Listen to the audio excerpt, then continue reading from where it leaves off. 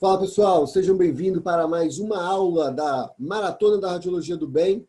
Então esse mês está sendo um mês aí com a participação de alguns colegas. Eu estou dando algumas aulas também, junto com o André. Espero que vocês estejam gostando do conteúdo.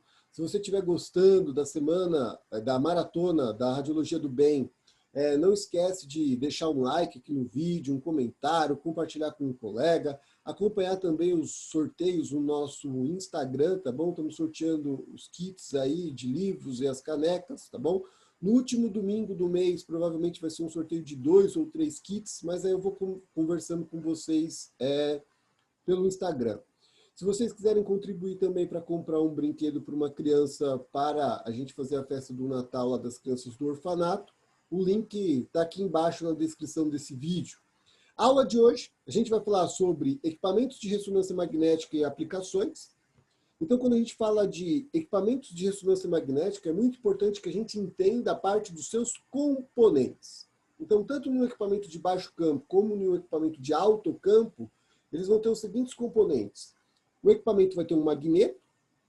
Esse magneto vai ser responsável por gerar um campo magnético.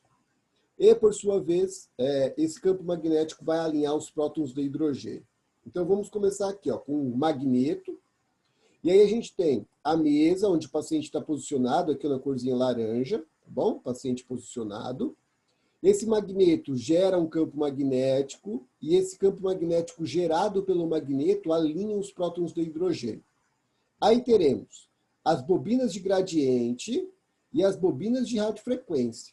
As bobinas de gradiente, elas são dispostas no plano cartesiano, x, y e z, e elas são responsáveis por seleção de corte e codificação espacial. Já as bobinas de radiofrequência, elas são responsáveis por transmitir e receber um sinal. Então, ela transmite uma radiofrequência para o corpo do paciente, provocando um fenômeno conhecido como excitação. Então, ela vai excitar o corpo do paciente, e, consequência dessa excitação, ela vai coletar a resposta. Aí teremos detector de radiofrequência, digitalizador dos sinais e amplificador. Tudo isso em um computador que vai dar origem a uma imagem. Então, quando a gente fala desses componentes, desses equipamentos, nada mais é do que essa ilustração, né? O paciente fica aqui dentro do magneto. Eu tenho as bobinas de gradiente, um campo magnético em volta do corpo do paciente. E aqui eu tenho um gabinete que vai armazenar aqui o meu gerador de radiofrequência e os meus gradientes também para seleção de corte e codificação espacial. Tudo isso vai através da corrente elétrica e interagem aqui com o corpo do paciente. Quando a gente fala dessas bobinas de gradiente, aqui eu deixei ela separadinha nessa ilustração, depois eu passo as referências para vocês. Então a gente tem 3 posições diferentes dessas bobinas de gradiente, e essas bobinas de gradiente serão responsáveis pela seleção de um corte e pela codificação espacial dos hidrogênios. Aqui um detalhe. Geralmente, quando a gente faz um corte obliquado, por que aumenta o tempo de aquisição de uma imagem? Porque a gente passa a trabalhar com 2 gradientes fazendo essa seleção. Então, isso, consequentemente, acaba consumindo mais tempo. Representada por cores. Então, reparem que aqui elas estão separadas e elas trabalham assim, interligadas, né? Então, eu tenho aqui representada pela cor verde, pela cor azul e pela cor vermelha. Cada uma dessas bobinas de gradiente representa também um eixo, uma direção que, por sua vez, será responsável por um plano de corte e pela codificação espacial. Elas vão interagir com os prótons de hidrogênio. Então, o campo magnético alinha os prótons de hidrogênio e a radiofrequência vai provocar uma excitação. Quando a gente fala dos prótons de hidrogênio, a gente entrando em parte de nanotecnologia ou nanopartícula, é como se fossem microímãs. Então, todo próton de hidrogênio vai ter um polo positivo e negativo. Cargas opostas mais rotação gera o que a gente conhece como magnetismo, tá? Então, aqui o paciente fica deitado dentro do equipamento. Eu tenho um ímã, que é o meu magneto, e aí a gente vai selecionar um plano de corte, esse plano de corte automaticamente seleciona uma bobina de gradiente correspondente ao plano de corte que foi selecionado. Aí algumas pessoas têm dificuldade de entender do porquê que a mesa não precisa se movimentar. Na tomografia, a mesa precisa avançar por dentro do tubo, porque o tubo está girando em torno do paciente, fazendo projeções axiais na maioria das vezes. Na ressonância magnética, quando a região anatômica a ser avaliada chega no centro do magneto, o ideal é que o paciente fique paradinho até o final da aquisição daquela sequência. Então, por que o paciente não se movimenta? Porque quem está interagindo com o corpo do paciente em direções diferentes é justamente a radiofrequência. Então, mediante ao plano de corte selecionado, automaticamente uma bobina de gradiente também será selecionada e vai direcionar a radiofrequência em uma determinada direção. E isso automaticamente dará origem aos planos de corte sagital, coronal e axial. Então, o paciente colocado nesse campo magnético, e aí ocorre o alinhamento dos prótons de hidrogênio. Mediante o alinhamento desses prótons de hidrogênio, iremos fazer uma seleção correspondente a um plano de corte e codificação espacial de posição e frequência dos hidrogênios. Então, é o próprio corpo do paciente que libera o sinal para a formação da imagem através destes prótons de hidrogênio. Aqui é o que tem de mais básico em ressonância, porém não menos importante. Eu costumo falar que isso aqui é a base para todo o entendimento na área da ressonância magnética, que eu falo que isso aqui é o coração da ressonância. Então, temos dois itens principais na ressonância magnética. Primeiro, campo magnético, e a intensidade desse campo magnético, a unidade de medida para campo magnético é Tesla ou Gauss. Então, Gauss geralmente é a unidade de medida para campo magnético da Terra. Para o campo magnético do equipamento, ele vai ser medido em Tesla, tá? Em homenagem a Nikola Tesla, ou Nikola Tesla. Então, Tesla foi um grande cientista, né? Quando ele morreu, ele tinha aproximadamente 730 patentes reconhecidas em seu nome, e ele foi um dos gênios mais fantásticos, e graças a eles a gente tem internet sem fio, a gente tem micro-ondas, a gente tem eletricidade chegando dentro da nossa casa, porque foi ele que desenvolveu todo o modelo de corrente alternada, diferente de Thomas Edison, que tinha um modelo de corrente contínua. Então, em homenagem a Tesla, que teve muitos trabalhos relacionados também à criação e geração de campo magnético, a unidade de medida de campo magnético do equipamento é em Tesla. B0, campo magnético inicial. E esse campo magnético é muito importante que você saiba a função. A função dele é alinhar os prótons de hidrogênio. E aí o segundo item, a radiofrequência, que é a forma de energia utilizada para a obtenção de uma imagem. É ela que vai excitar os prótons de hidrogênio e, consequentemente, iremos coletar a resposta desta excitação, dando origem às imagens. A radiofrequência, nesse caso, ela é quantificada em megahertz. Nosso corpo, basicamente, é formado por 70% de água, somos abundantes em hidrogênio. Esses hidrogênios eles ficam girando em direções aleatórias, é um movimento chamado de spin nuclear. Neste exato momento, todos os prótons de hidrogênio aí do seu corpo, eles estão se movimentando, porém, em direções aleatórias, desordenadas e bagunçadas. E esse movimento do próton de hidrogênio, exatamente nesse momento aí dentro do seu corpo, é denominado de spin nuclear. Quando a gente coloca esse paciente na presença de um campo magnético, esses hidrogênios assumem uma determinada direção. E aí, quando eles estão na presença de um campo magnético externo, eles assumem um movimento chamado de precessão. E a posição, né, desses hidrogênios na presença desse campo magnético externo podem ser denominadas de spin up ou spin down. Spin up na mesma direção do campo, spin down na direção contrária deste campo. Ok? Então, 70% do nosso corpo é composto por H2O. Somos ricos em hidrogênio. Colocou na presença do campo magnético, para toda aquela bagunça vai acontecer isso aqui, ó, o alinhamento, chamado de movimento precessional ou precessão. Os equipamentos de ressonância magnética, propriamente dito, eles são subdivididos em dois grupos. Os equipamentos de baixo campo e os equipamentos de alto campo. Professor, o que seria um equipamento de baixo campo? Todo aquele equipamento que possui uma potência de campo magnético inferior a 1 Tesla. E eles também são denominados de equipamentos de campo aberto. Então, basicamente, os equipamentos de baixo campo teremos as seguintes configurações: 0,2, 0,25, 0,3, 0,35 e meio Tesla, tá? Em algumas literaturas, esse meio Tesla entra como equipamento de baixo campo, e outras literaturas ele entra como um equipamento de alto campo. Eu aprendi, na maioria das literaturas que eu busquei como referência, menor do que 1 Tesla, ele é classificado como baixo campo ou campo aberto. Eu vou te mostrar do porquê que ele é chamado de campo aberto, porque quando a gente olha para um equipamento de baixo campo, ele vai ter esse design, esse layout.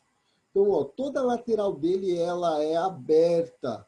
Então, aqui é um exame, é um equipamento de baixo campo da Siemens. Isso aqui em cima da paciente, região de tórax e região pélvica, são as bobinas de radiofrequência, que servem tanto como função transmissora e receptora de radiofrequência. Então, ela transmite uma radiofrequência para o corpo do paciente e coleta a resposta desta excitação, outra radiofrequência que o corpo do paciente está liberando. É um equipamento que a gente tem uma vantagem, por exemplo, para pacientes claustrofóbicos, para crianças, um paciente que está um pouquinho acima do peso. As desvantagens: o tempo de aquisição geralmente é demorado, a gente trabalha com um tempo de agenda aproximadamente de 40 minutos. Uma outra vantagem que quando a gente desliga um equipamento de baixo campo, a gente também acaba desligando o campo magnético, tá? Então, os riscos de acidente podem ser minimizados. Ou, melhor dizendo, a gente consegue tirar um objeto que ficou, por exemplo, grudado aqui no magneto sem a necessidade de fazer um procedimento do quench, porque já não tem a necessidade da refrigeração, tá? Então, essas aqui são algumas vantagens e desvantagens da gente trabalhar com um equipamento de baixo campo. Todo equipamento, tanto de baixo campo como de alto campo, sempre que possível, né, a gente vai fazer um exame utilizando uma bobina, né, de radiofrequência. Essa bobina pode ser dedicada ou não dedicada. Essa bobina fica conectada aqui no equipamento, então ela está liberando a radiofrequência na área que se deseja examinar. E aqui o profissional, né, o operador da ressonância magnética, realizando aqui uma RM de coluna lombar. Então a gente está visualizando aqui a imagem do meio, é um corte axial, e essa imagem que está mais visível aqui na tela do computador, um corte sagital de região lombar. A Exaot trouxe esse equipamento para o Brasil, né? Então é um equipamento de baixo campo, que o magneto consegue ficar na posição vertical para a realização de alguns exames com carga. Uma vantagem também de equipamentos de baixo campo, que o peso dele é menor comparado com o equipamento de alto campo, e o que possibilita fazer esse tipo de movimentação para aquisição de uma imagem, de um exame com carga. Já os equipamentos de alto campo são os equipamentos que têm uma potência igual ou maior do que 1 Tesla. São chamados também equipamentos de campo fechado. As potências, as configurações desses magnetos geralmente é 1 Tesla, 1,5 e 3 Tesla. 1,5 é a configuração de campo magnético mais vendida no Brasil, tá bom? Então, os equipamentos de 1,5 Tesla, principalmente para quem busca a produtividade, é um dos equipamentos mais indicados. Aqui, mostrando por que ele é chamado também de campo fechado. Semelhante, né, uma tomografia, a gente vai ter um túnel, o paciente entra nesse túnel e fica paradinho até o final do exame. Diferença da tomografia: ele é mais comprido, ele é mais largo e o diâmetro dele é menor, tá? Então, a pessoa que trabalha ou que tem um pouquinho de conhecimento, bateu o olho, visualmente ela já sabe diferenciar se é uma tomografia ou se é uma ressonância. As 3 maiores empresas fabricantes de equipamentos de ressonância magnética que dominam praticamente o mercado nacional são as Philips, Siemens e GE. São as empresas que mais vendem equipamentos de ressonância magnética no Brasil, tá bom? Então aqui em cima a gente tem 2 equipamentos da Philips, a sala lá com as luzes, cromoterapia, dependendo do tom de luz que tiver na sala, o paciente se sente mais confortável, automaticamente ele acaba se tornando mais colaborativo. Aqui embaixo um equipamento da Siemens, então aqui a enfermeira auxiliando aí, ou orientando a criança antes ou depois da realização do exame. E aqui um equipamento de ressonância magnética, um GE Signa de 1 Tesla, foi o primeiro equipamento que eu aprendi a trabalhar com ressonância.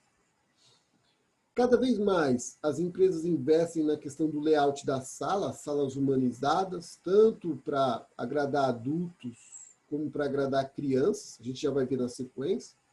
Então aqui é um equipamento da GE, com uma sala toda personalizada. Isso gera um impacto positivo no nosso cliente, automaticamente gera uma fidelização e o nosso marketing boca a boca vai ser propagado com mais intensidade. Então, o cliente que veio e fez uma ressonância magnética nesse tipo de equipamento, com uma sala personalizada, que teve um bom atendimento, automaticamente, quando houver a necessidade dele fazer novamente uma ressonância magnética, sem sombra de dúvida, ele vai acabar procurando o seu serviço ou indicar o seu serviço para outras pessoas. Então, isso é uma forma da gente se diferenciar em um mercado que é tão concorrido, tá? Aqui uma claraboia, né, imitando, né, uma claraboia, tudo proporcionando aí um conforto e uma experiência agradável para o paciente. A NR Insight do Alex, ele é aqui de São Bernardo do Campo, região de São Paulo. Ele é uma das empresas que faz esse trabalho, né? A empresa dele é uma das empresas que faz esse trabalho de personalização de sala, tá bom? Ele tem uma parceria muito forte com a GE, mas não só em sala de ressonância, sala de raio-x, tomografia, de radioterapia. Então a empresa dele é especialista em fazer essa personalização de sala.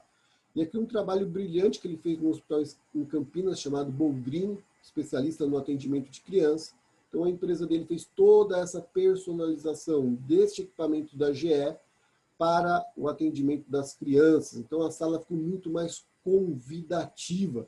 Quebra aquele clima, né, de hospital, e quando a criança se depara com um ambiente assim, automaticamente ela se torna mais colaborativa para a realização do exame. Então, eu mostrei equipamentos de baixo campo e de alto campo, destinado para aplicações clínicas. Aqui a gente tem as ressonâncias magnéticas de extremidades. Não temos muitos equipamentos desses em funcionamento no Brasil, por conta da limitação. Eu só consigo fazer exames de membros superiores e membros inferiores, do cotovelo para baixo e do joelho para baixo. E a barreira de entrada principal desse equipamento é o custo. Então, não é um custo barato. Então, a pessoa que vai fazer a aquisição de um equipamento de ressonância prefere pagar a diferença. Porém, comprar um equipamento de ressonância magnética convencional, que aí consegue fazer todos os tipos de exame e não fica mais limitado a exames de extremidade. Para quem tem um fluxo ortopédico muito grande, é um tipo de equipamento que acaba caindo como uma luva, né? Então, atende bem às necessidades do cliente quando ele tem um fluxo ortopédico muito alto. A ressonância, sendo aplicada também para a parte de pesquisa. Então, no Brasil, existem alguns institutos, alguns centros que desenvolvem pesquisas com equipamentos de ressonância magnética, tá? Então, aqui um corpo mumificado dentro de uma bobina de tórax e abdômen, então a gente consegue realizar esses tipos de pesquisa. O INRAD aqui em São Paulo é uma referência para pesquisas com ressonância magnética. A ressonância sendo aplicada também para a área veterinária. Então, para você, isso aqui pode parecer vários cachorros, né? Mas isso aqui não é um cachorro mais, isso aqui é o filho ou a filha de alguém. Então, o cachorro faz parte da família. O cachorro hoje tem a possibilidade da gente fazer um convênio para o cachorro, ele tem um atendimento especializado, um atendimento diferenciado. Então, o segmento da radiologia veterinária é um segmento que ainda vai crescer muito no Brasil. Existem algumas empresas já que estão se adiantando nessa questão, Então, não é mais só uma ultrassonografia ou um raio-x veterinário. Então, algumas empresas já têm equipamentos de tomografia computadorizada, realizam radioterapia dos pets também, e aqui a questão da ressonância magnética com aplicação veterinária. E não vai ficar limitado também só a animais de pequeno e médio porte, animais de grande porte também. Então, aqui um urso sedado, suspeita de tumor cerebral, e aqui temos nada mais, nada menos do que 12 profissionais envolvidos para a realização da ressonância magnética desse bicho, né? Então, olha o tamanho do bicho, sedado, e vai ser submetido ao exame de ressonância. No Brasil, que eu tenho conhecimento, a Provet foi uma das primeiras empresas a dar o pontapé inicial. Então, eles compraram um equipamento de ressonância magnética de baixo campo, destinado exclusivamente para aplicação veterinária, e aqui um cavalo, né, sedado, realizando uma ressonância magnética de pata dianteira. Então fica a minha menção à Provet Medicina Veterinária e Diagnóstica, como uma das primeiras empresas a investir, né, em equipamentos de imagem destinado 100% para aplicação da parte veterinária.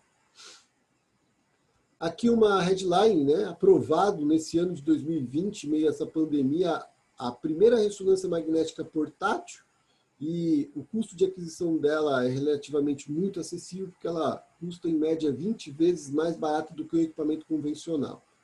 Então, a Harpfine fez esse equipamento. A maioria das pesquisas e dos artigos científicos publicados com as imagens realizadas com esse equipamento são para estudo do sistema nervoso central. Então, o paciente pode estar lá internado, a gente leva o equipamento até o paciente, liga ele na sala e realiza o exame. Então, aqui uma curiosidade, né, dessa novidade aí que surgiu nesse ano de 2020, a primeira ressonância magnética portátil. A ressonância, relativamente, ainda é uma modalidade nova, eu acho que vai avançar muito. Todo ano aparece muita tecnologia embargada nos equipamentos de ressonância, sequências de pulsos novos, as indústrias farmacêuticas melhorando cada vez mais a questão do desenvolvimento relacionados aos meios de contraste. Então, nessa aula, eu quis passar para você uma visão geral dos equipamentos, como eles são utilizados, né, as suas aplicações, e aqui trazendo essa novidade da ressonância magnética portátil. Espero que você tenha gostado. Se você gostou desse vídeo, né, não esqueça de deixar aí um like, um comentário, compartilhar com alguém, que isso ajuda a divulgar o nosso trabalho e alcançar um número maior de pessoas. Muito obrigado por você estar participando dessa maratona da Radiologia do Bem nesse mês de novembro, promovida pelo Universo da Radiologia, em meu nome, em nome do André, e principalmente em nome de todos os professores que gentilmente contribuíram parte do tempo e dedicaram aí uma aula para esse mês de novembro, em comemoração também ao nosso dia, né, dos profissionais das técnicas radiológicas, que foi comemorado no dia 8 de novembro. Quero agradecer também todos os parceiros, o Alex da MR Insight, a Paulo e Giovana da Primorad, o professor Paulo Henrique da PHD Eventos e Doutor Ensino, o Vinícius da EAD Plus, Carlos Sampaio, lá da CTDI, de treinamentos de parte prática.